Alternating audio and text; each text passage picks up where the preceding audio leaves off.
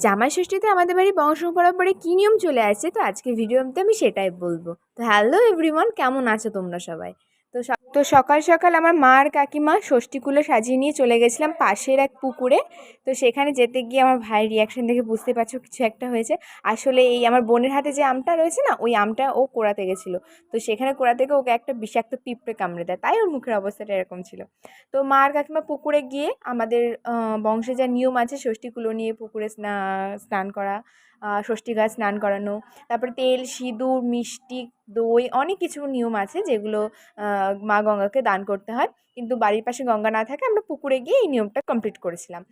তো প্রথমে তো আমি পাড়ে দাঁড়িয়ে ভিডিও করছিলাম, কিন্তু ভিডিওতে সেরকম কিচ্ছু অ্যাড করতে পারছিলাম না বলে আমি আধা জলে নেমে যাই আমার ফোন নিয়ে।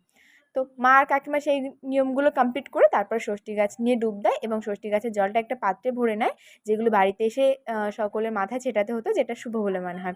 তারপর আমরা জলে নেমে পড়ি, নেমে স্নান করে নিই।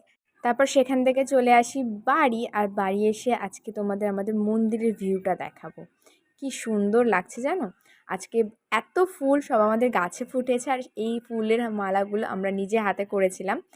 আর আমাদের ষষ্ঠীতে নিয়ম আছে, যারা ষষ্ঠী পালবে তারা সূর্য ডোবার আগ পর্যন্ত দই চিড়ে আম, সাধারণত অনেকের বাড়িতে এই নিয়মটা আছে, তো তারা সেগুলোই খাবে, কিন্তু বাকিরা নয়। তারপর পুজো কমপ্লিট করে মা কাকিমারা ষষ্ঠী ব্রত পড়ে নিচ্ছিল। তো ষষ্ঠীর দিনের ভুরি ভোজ নিয়ে পরে ভিডিওতে খুব